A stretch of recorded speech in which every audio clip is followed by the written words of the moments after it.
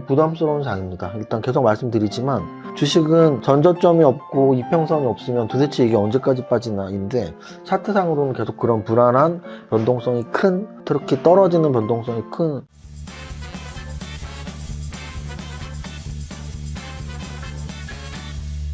대표님. 라이씨 왔어요? 네, 대표님. 뭐 하고 계신가요? 뭐 계속 장을 보죠, 하루 종일. 근데 참 시장이 참 좋지 않습니다. 네. 제가 이제 우리 증시가 무너지기 전에 이제 나스닥 증시 차트를 많이 보여드렸었는데요. 나스닥 차트를 보면 이게 꽤 오래 전부터, 그러니까 한 3월 초부터 200일선도 다 깨고 내려갔었거든요. 근데 이제 결국은 관세 집행을 앞두고서 거의 거래일수로 한 열흘 동안 지금 떨어지고 있고요. 한 3월 26일부터 급락을 했던 것 같아요. 급락 한 3일 하다가 좀 버티는 듯 싶더니 지난주 목금 이틀이 크게 빠졌던 거고요. 사실 월요일날 나스닥의 변동성은 저점이 마이너스 5%고 고점이 플러스 4%거든요. 그러면 저점과 고점이 10%예요. 지수가. 종목이 아니고. 그래서 굉장히 변동성이 큰 상태. 그래서 어젯밤도 우리나라로 아침이죠. 올라가는 고점이 플러스 4%인데 떨어지는 저점이 마이너스 3%였거든요. 그래서 어젯밤에도 거의 한 8% 정도의 고점과 저점 사이에서의 움직임. 그래서 하루에 막 10% 고점과 저점, 8% 고점과 저점은 굉장히 변동성이 큰 거고요. 그래서 오늘 나스닥 선물지수도 마이너스 한 1에서 2% 왔다 갔다 했거든요. 그럼 일단 선반영은 또 된 거죠. 오늘 밤 나스닥이 뭐 한 1, 2% 정도 빠지는 거는 뭐 반영이 됐다라고 볼 수 있지만 그런 정도의 움직임이 아니니까 지금 막 오르면 물론 오르는 건 좋은 거지만 오르면 막 2, 3% 오르고 떨어지면 2, 3% 떨어질 수 있는 변동성이 큰 장이라서 이게 정말 한 10년에 한 번 나오는 변동성이거든요. 이 정도 변동성은 제 기억엔 코로나 그리고 그 전에는 글로벌 금융위기 정도밖에 없습니다. 그 정도의 수준이 아닐 때는 이렇게 하루에 10%씩의 변동성이 나오지가 않아요. 그래서 굉장히 오락가락 왔다 갔다 하는. 근데 뭐 왔다 갔다가 하루는 크게 오르고 하루는 크게 떨어지고 하루는 크게 오르고 하루는 크게 떨어지면 괜찮죠. 근데 그런 상황이 아니잖아요. 지금 크게 떨어지고 이 변동성이라서 많이 아쉽고요. 일본을 봐도 사실은 그렇습니다. 일본이 이제 어제 제가 좀 막 부러워할 정도로 일본이 어제 좀 부러울 정도로 6%가 올랐었거든요. 근데 오늘 일본은 다시 또 장중에 5%까지 빠졌었고 종가도 4%까지 빠졌습니다. 일본 증시가 이렇게 막 하루에 5, 6%까지 움직이지 않아요. 지난 8월 5일 급락 시기 이후에 거의 6개월 동안 이렇게 봉이 큰 적이 없었거든요. 일본은 우리나라보다 변동성이 훨씬 적습니다. 그래서 그렇게 탄탄했던 나스닥, 또 변동성이 낮았던 일본 니케이마저도 이렇게 큰 변동성으로 움직이고 있고, 우리나라 증시는 어땠냐? 우리나라 증시도 자유로울 수가 없었어요. 그래서 오늘 거래소 증시가 퍼센트로는 1.74 정도 빠졌지만, 어제도 말씀드리고 그저께도 말씀드리고 계속 말씀드리는 빠지더라도 양선으로 빠져야 돼요. 요즘 같은 장은 특히나 빠지더라도 양선으로 빠져야지 다음날 약간 매수세가 있고 한데 오늘 또다시 음선으로 거의 보합 출발해서 음선 마이너스 1.74% 하락을 했고요.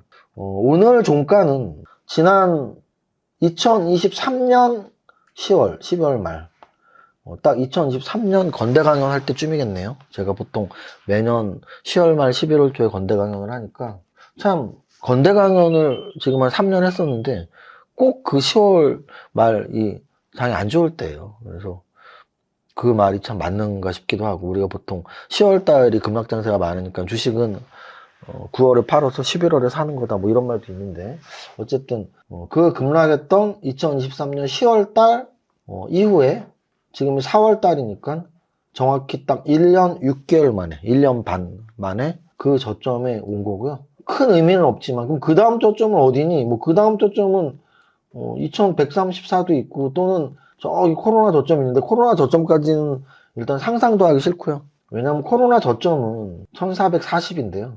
거기까지 가면 그냥 다 죽자는 얘기고 거기까지 가는 건 말이 안 되고 일단은 큰 의미는 없지만 어쨌든 2022년 10월에 저점 근처까지 하는데 거기를 뭐 깨는 건 큰 의미 없고 저기 2022년 2180, 2100 그래서 지금 중요한 건 어쨌든 심리적이거나 전저점으로나 봐서 2200 깰 건가? 뭐 이런 생각도 드는 굉장히 부담스러운 장입니다. 일단 계속 말씀드리지만 주식은 전저점이 없고 이평선이 없으면 도대체 이게 언제까지 빠지나인데 차트상으로는 계속 그런 불안한 변동성이 큰, 특히 떨어지는 변동성이 큰 위기의 시기이고요. 또 계속 말씀드리지만 주식에는 사실 여러 가지의 변수나 여러 가지 지표들이 복합적으로 움직이는데요. 지금은 뭐 금리, 뭐 어떤 지표 다 중요하지 않고, 물론 약간의 영향을 미칠 수는 있지만, 트럼프의 관세 정책보다 더 중요한 이슈, 재료는 지금 없습니다. 그래서 그냥 100% 트럼프 관세 때문이고요. 미국 나스닥 제가 말씀드렸던 엊그저께 저점 고점이 플러스 5% 마이너스 5% 움직였던 그날이 마이너스 5에서 시작을 했는데 왜 플러스 5까지 10%가 지수가 올랐었냐면 관세 유예된대 라는 가짜 뉴스가 돌았었단 말이에요. 가짜 뉴스가 돌면서 거의 뭐 30분 1시간 만에 지수가 10%가 올랐다가 백악관에서 발표를 했죠. 저거 가짜 뉴스야. 우리 계획대로 기본 관세, 상호 관세 계획대로 스케줄대로 할 거야. 라는 소식에 다시 또 이렇게 떨어지고 하다 보합이 끝났었는데, 그래서 지금 트럼프의 관세 정책 한마디 한마디에 5%가 오르기도 하고 5%가 떨어지기도 하는, 그래서 계속 말씀드리지만 그에 대응하는 이제 다른 나라들의 움직임이 중요한데, 현재까지는 일단 뭐 중국 하나죠. 다들 지금 아직 뭐라고 말도 못하고 있는 거죠. 그냥 우리 좀 잘 좀 봐줘 정도고, 우리나라도 제가 어찌 좀 약간 그런 말씀 드렸잖아요. 대통령도 없으니 라고 말씀을 드렸는데, 제가 그걸 말하자마자 어제 말을 했는데, 어제까지 아무 기사도 없었는데 이제 어제 뭐 장마감 이후였겠죠. 왜냐하면 장중에 그런 기사는 없었으니까. 장마감 이후에 한도스 현재 대통령 대행이 트럼프랑 뭐 한 28분 정도 통화를 했다. 그리고 또 우리 통상 담당이 떠났다. 뭐 이런 내용이 나오면서 사실 오늘 장에 지수에는 긍정적 영향을 못 미쳤어요. 지수에는 못 미쳤지만 재료로는 또 영향을 미쳐서 그 통화 내용 중에 알래스카 가스관 얘기가 있거든요. 그걸 또 세력들이 잡아내갖고, 그러니까 지금 확실히 좀 아싸리 장이긴 한 거죠. 왜냐면 장이 좀 안정되고 큰 장이 되려면 트럼프랑 통화했어? 그럼 좀 뭐 대형주주로 올라가자 그러면서 지수가 막 1, 2%, 2, 3% 오르면 조금 안심이 되는 장인데, 트럼프랑 통화했어? 그게 뭔 상관이야? 그러면서 지수는 못 올랐단 말이에요.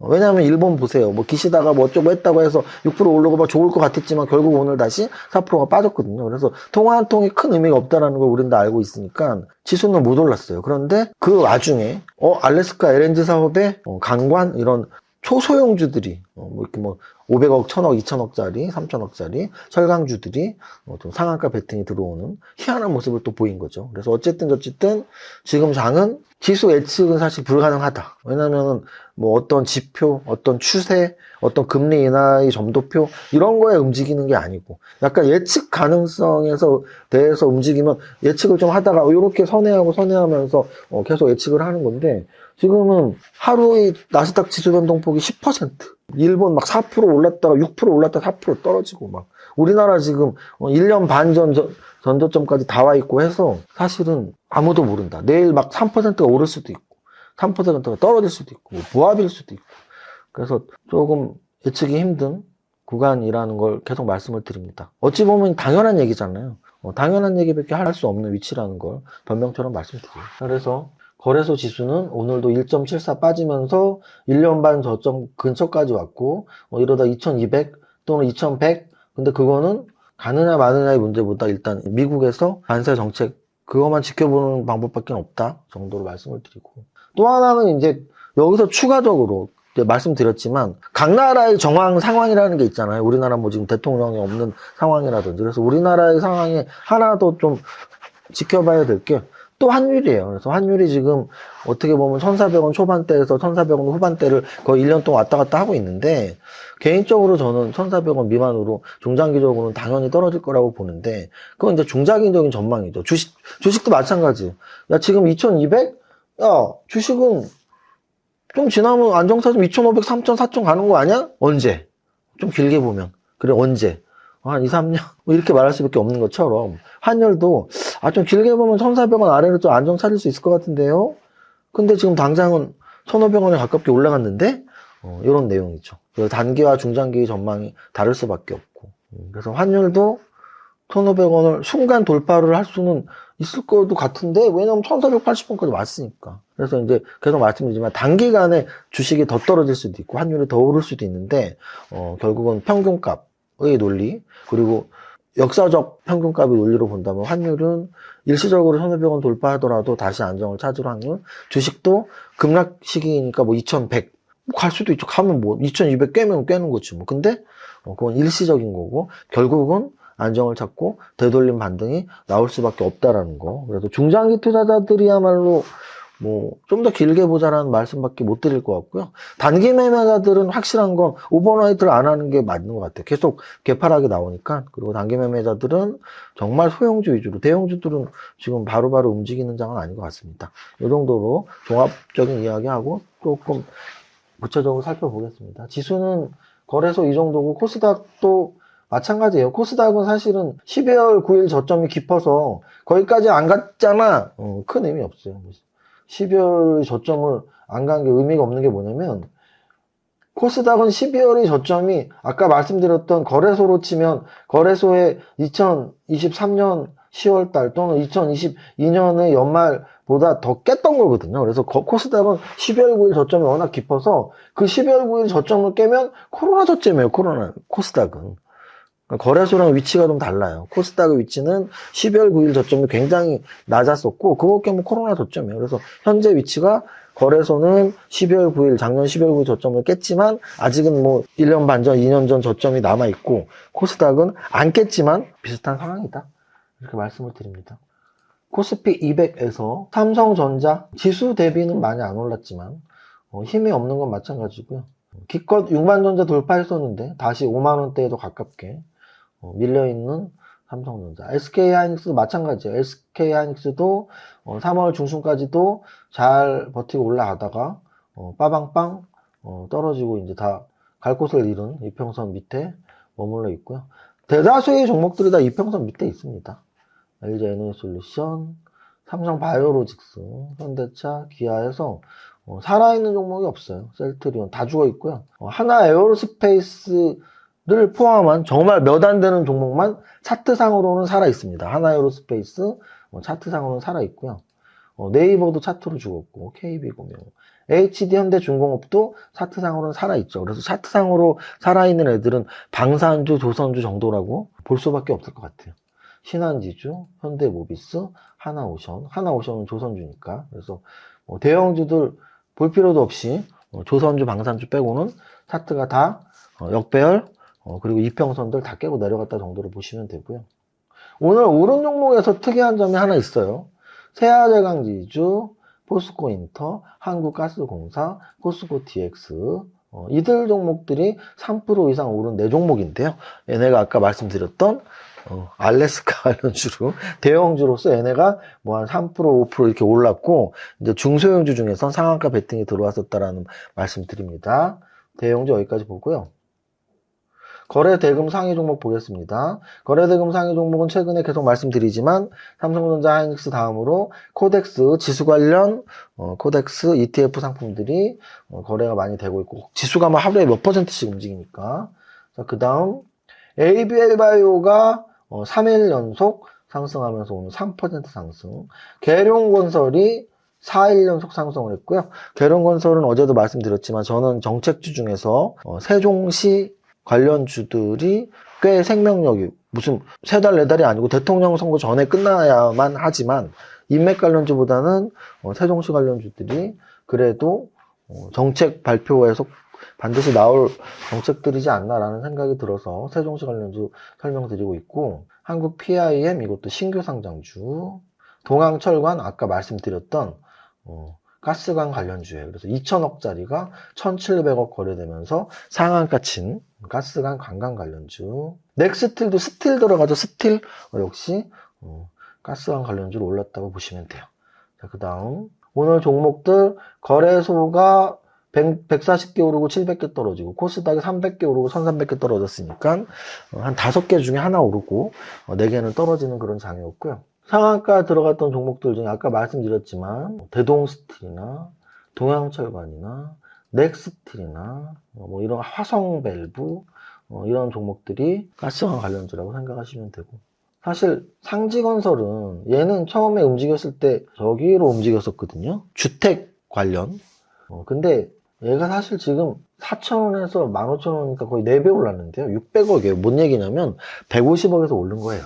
그러니까 이게 뭐 1,000억, 2,000억에서 4배가 오른 게 아니고 150억에서 600억이 됐거든요. 그냥 갖다 붙이기 나름이다. 뭐 그렇게 따지면 건설 관련주들 다 움직여야지, 그죠?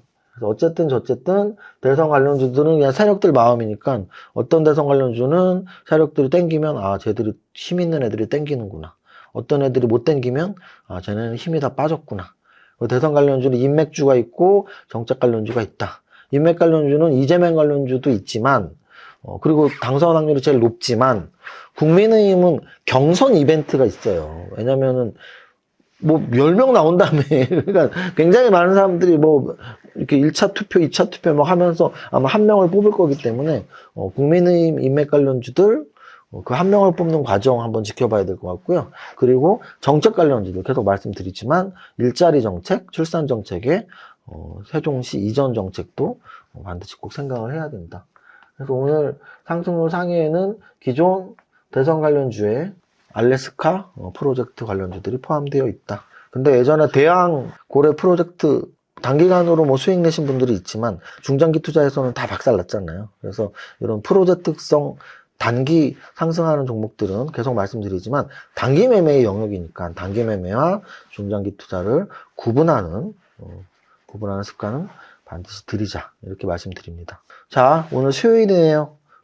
목, 금, 토 이번 주 토요일 날 전국으로 대전, 대구, 부산으로 강연에 직접 찾아뵙는 오프라인 무료 강연회가 진행이 되고요. 그리고 제가 작년 8월 이후에 접었던 유튜브 멤버십 회원 제도를 어저께부터 월요일부터 오픈을 시켰는데 뭐 적극적인 광고는 하지 않지만 여러분들이 한번 읽어보시고 특히 예전 membership에서는 월간 강연의 성장주 강연 한 번만 영상이 올라갔다면 이번에는 단기 매매 강의도 매월 셋째 주 또는 넷째 주에 홍세무사와 함께 같이 단기 매매 강의를 하고 영상 2편을 볼 수 있거나 또는 오프라인에 올 수 있는 그런 혜택이 있는 멤버십 제도니까 한번 잘 꼼꼼히 읽어보시고 신청 가능하신 분들은 신청하시기 바랍니다. 여기까지 하겠습니다.